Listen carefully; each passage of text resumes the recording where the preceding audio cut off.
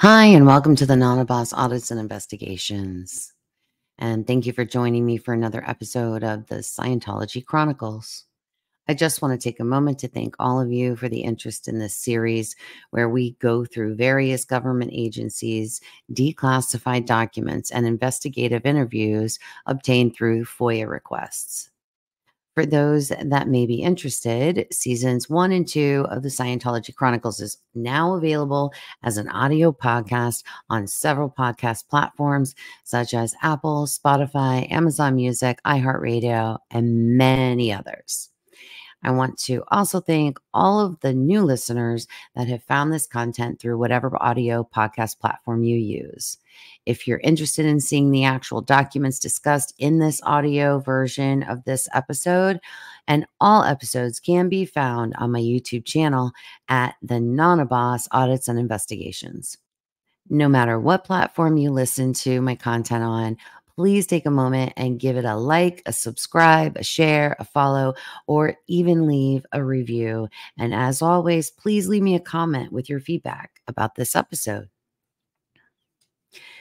And I want to just take a quick moment and remind everyone that with every single one of these episodes, there are trigger warnings in place, because a lot of this stuff that we read in these documents are absolutely very sensitive topics, and your mental health means everything. So make sure if you need to step away, please do so. And let's jump right in.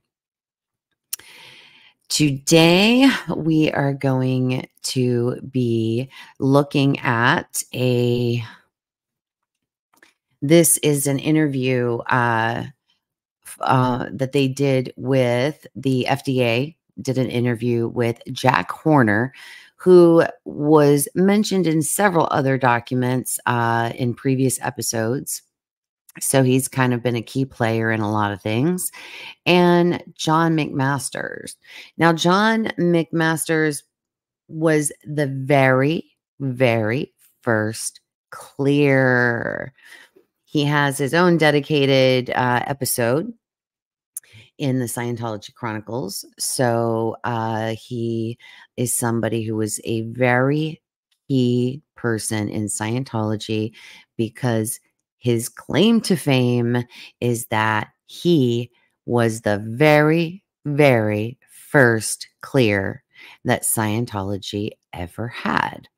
On December 9th of 1970, Bud Loftus and I visited the home of Jack Horner and interviewed him and John McMaster. Both are former Scientologists whom I had interviewed on November 19th, 1970. Mr. Horner reviewed his early adult life and association with Scientology from 1950 through 1965. Mr. Horner stated he was in the South Pacific Theater during World War II and became interested in science fiction. After the war, he obtained a college degree in English and journalism and undertook graduate work in psychology. At that time, he began to feel dissatisfied with psychology and felt that it was doing nothing with people other than categorizing them. It was at this time that he read the book Dianetics and concluded that Dianetics was what psychology should be. He then enrolled in the first course given by L. Ron Hubbard Sr. on this subject in Elizabeth, New Jersey.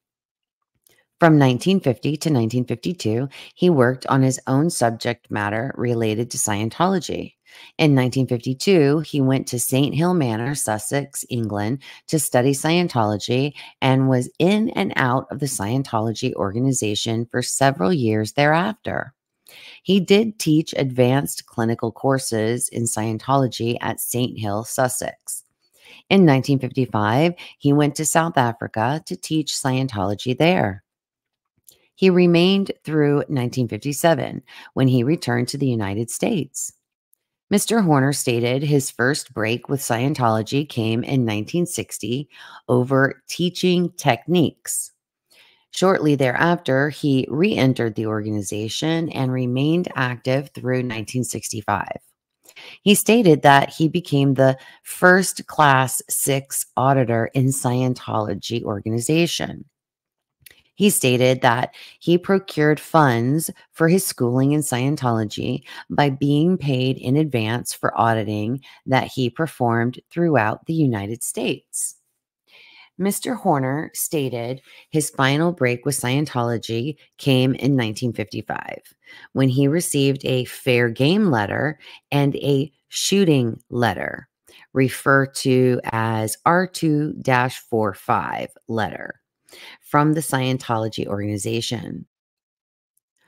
Mr. Horner stated his final break with Scientology came in 1955 when he received a fair game letter and a shooting letter from the Scientology organization. The former letter informed Mr. Horner he was subject to any or all actions from Scientologists, and the latter suggested that he use a 45 caliber pistol to exteriorize himself.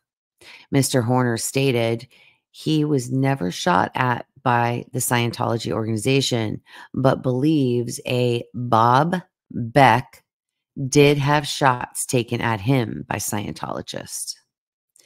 Mr. McMasters then entered the conversation and commented on violence within the Scientology organization. Mr. McMaster stated L. Ron Hubbard Sr. has been kicked out of Greece for the practice of shocking Scientologists aboard ship by throwing them overboard while the ship was docked in the harbor. Mr. McMaster stated these incidents were performed before Greek officials and that it was ruddy, bad manners to do such acts while guests in a foreign country. Mr. McMaster stated he himself was thrown overboard one morning when he failed to be the morning chaplain. He claims that he was never informed that he was to be the chaplain that day. Mr. McMaster stated L. Ron Hubbard Sr. is a chronic hypochondriac and that he is in constant need of medical attention from the nurses and the doctor aboard ship. Mr. McMaster stated Hubbard has a medicine cabinet full of drugs, which he is always taking. Mr. McMaster's defined, quote unquote, love as life worth living, being effective at what one is doing, an expression of winning and happiness. Mr. McMaster stated Dianetics is a mental therapy and cures psychosomatic illnesses. He stated Scientology was a religion, although he was flabbergasted and laughed at L. Ron Hubbard Sr. when the latter appointed him the first quote unquote Pope of Scientology in 1966. Mr. McMaster stated an attempt is being made to organize Scientology in the Roman Catholic structure, and L. Ron Hubbard Sr. wishes to build a church hierarchy. Mr. McMaster stated Scientology is not a religion in England or South Africa and that Scientology has no deity. Mr. McMaster stated that he has recently signed an affidavit for Bob Thomas, Scientology guardian in Los Angeles, stating that Scientology is workable today. Mr. McMaster stated by this affidavit, he has made peace with Scientology organization. Mr. McMaster talked about directive counseling or auditing and stated it is a workable method of treating psychosomatic illnesses. He does not feel Scientology can get along without the e-meter. Mr. McMaster stated Scientology does not set out to cure people of disease by design, but that chronic conditions may disappear with auditing. Mr. McMaster stated L. Ron Hubbard Sr. turned totally anti-medical in 1964 when a Bill Parsons, a Scientologist at St. Hill, was given a total blood transfusion with blood of the wrong type and subsequently died. Mr. Horner stated a Millen Belknap of Ireland designed the cross used in Scientology. Mr. Horner explained this is an exploding cross symbolizing all of man's religion. Mr. McMaster states that L. Ron Hubbard Sr. is forcing his daughter Diana into the role of successor in Scientology, and Hubbard intends to return as the first son of Diana in the perpetuation of Scientology.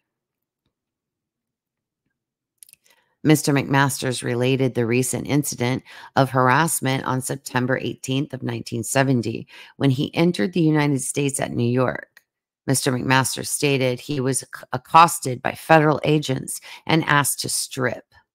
He and his possessions were examined for LSD or other contraband. Mr. McMaster stated a man named Joe was in charge of this investigation, and Mr. McMasters did not know the identity of these people, but believed they were falsely tipped off by the Scientology organization. Mr. McMaster stated Joe gave him a phone number.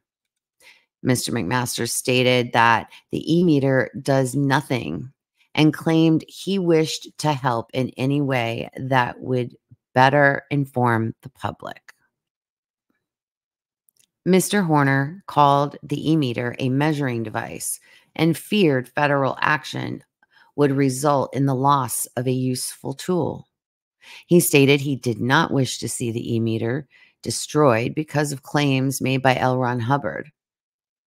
Mr. Horner added that he would assist in the prevention of false claims, including those used by him at his personal Creative Freedom Center in West Los Angeles. Mr. Horner stated a James Pinkham, Kensington, Maryland, does all the taping for his personal Creative Freedom Center, and Mr. Pinkham did all of the taping for L. Ron Hubbard Sr. when associated with Hubbard. Mr. Pinkham no longer does taping for the Scientology organization. At this point, Mr. Horner stated that he had to attend a Screen Actors Guild meeting and would have to discontinue the interview. And Mr. Horner stated he is a card-carrying member of the Screen Actors Guild and acts on a part-time basis. Mr. McMaster stated that he would be leaving for South Africa in a week or two and would contact me at the time of departure. Before leaving, Mr. Horner provided us with Xerox copies of a newsletter put out under the letterhead of Association of International Diagnologists and an open letter from John McMasters, both of which he claims are forgeries. The former intimates the association is in difficulty, and the latter intimates John Masterson is a homosexual. These letters are attached. Unfortunately, I could not find those letters that they're discussing in that last paragraph. I've not been able to locate those letters. If I do, at whatever point I find them, we will certainly review them and go over them. But what do you guys think about some of the information in this particular document? It's like they were the ones that saw early on that this was no longer a self-help group. It became one man's brainchild